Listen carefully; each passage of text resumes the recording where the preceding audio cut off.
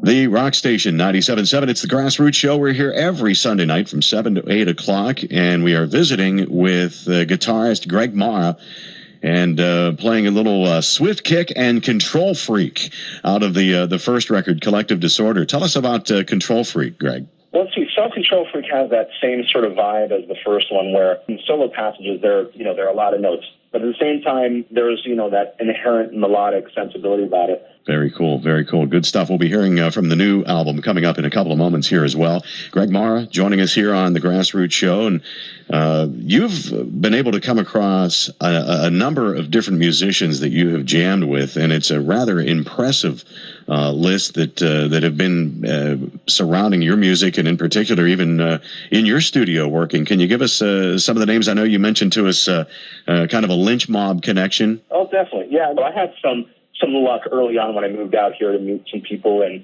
I worked with this guy by the name of Joey Heredia, who was in Scott Henderson band. He played with Steve Lukather, and Joey played on, he actually played on my new record, but he did some touring with me from the first record. So from that connection, I was able to meet some other musicians that, in my opinion, were just stellar. One of which was Ray Luzier, who now is in Korn. And Korn's like pretty heavy aggro metal band. Ray Luzier played with David Lee Roth and a bunch of other people. I think I was at a club in Hollywood at one point. I met Andrew Freeman, sang with the Lynch Mob, George Lynch's band, and he had toured with The Offspring.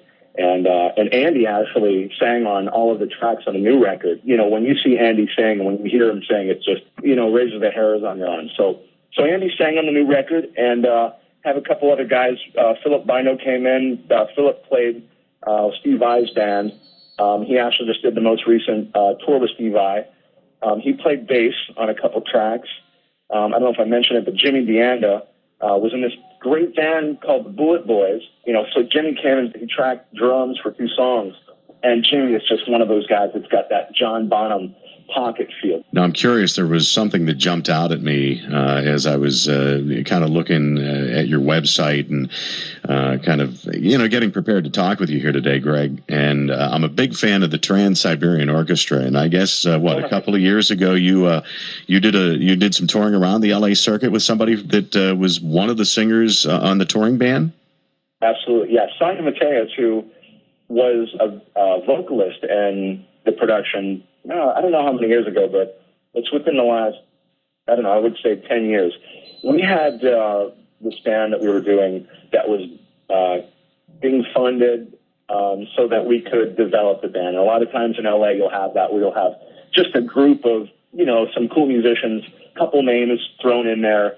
And what they're, basically what these companies try to do is they try to develop an act so that they can present it to a record label to, possibly release a record. And they had a record that they had demoed.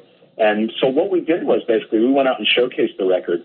And we got, when you're in LA, it is definitely still the pay to play mentality.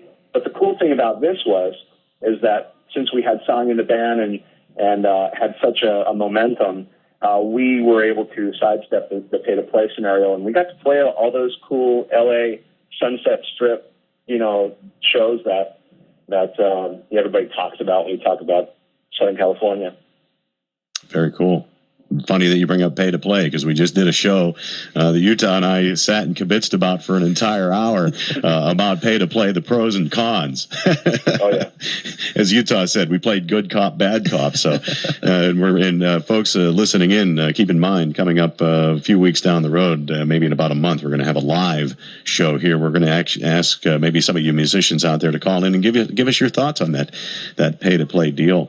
So you're right now. What are you up to as far as new material, or are you helping other bands with new material? When I decided to be an independent artist, it never made sense for me to shop my music around, or to have someone else have input on the creative process or even the financial process.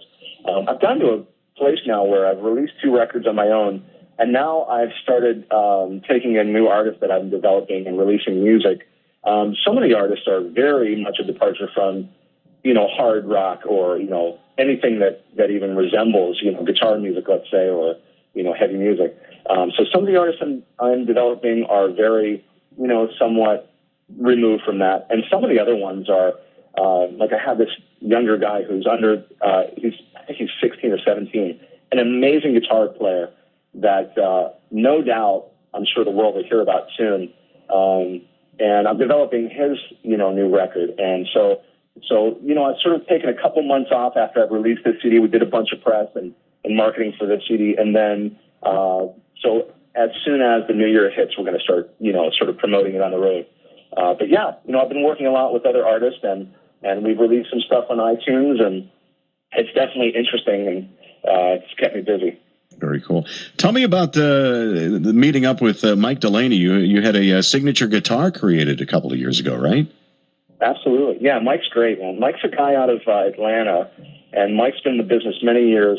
Mike, I met him at a NAMM show.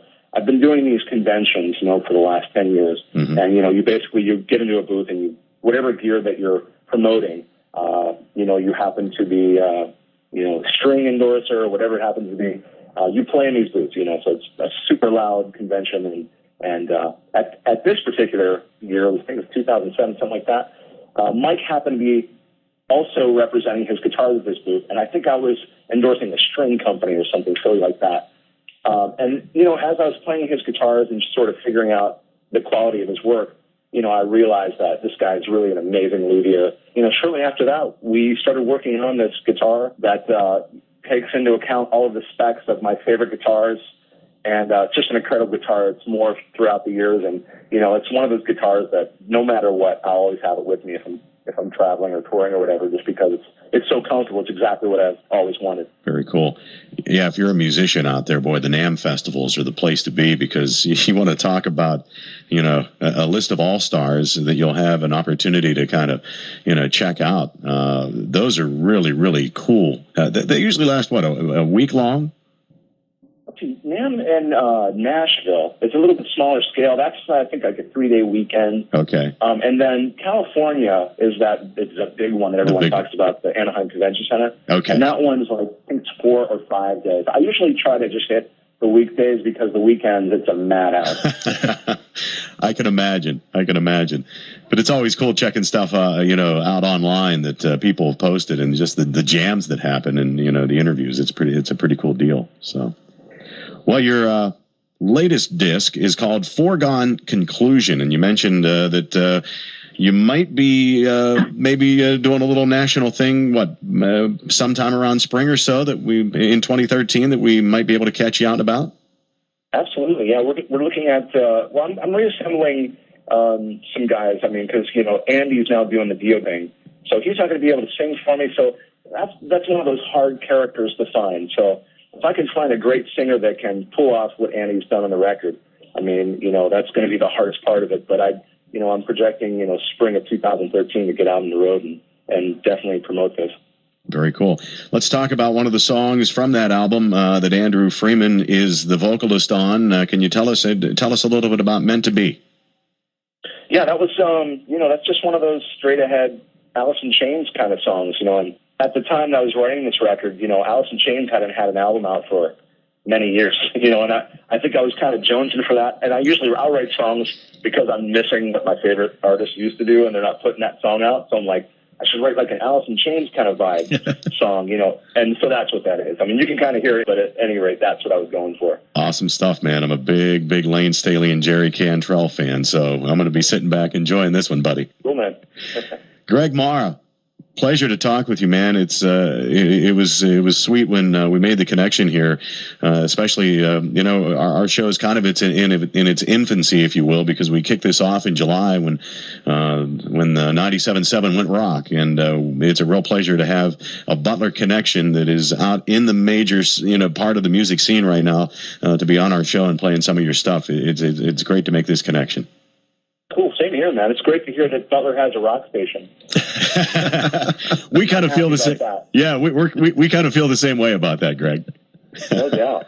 Well, hey, wish you the best in the future. Hopefully, we will be able to get in touch with you and get you in these parts, and welcome you back to Butler real soon on a tour here in the near future. And keep us up to breath on some of those artists you're developing too. We'd like to hear from them and anything else you have going on. Thanks a lot. Yeah. Cool. Thank you, guys. I appreciate it. Yep. Greg Marra.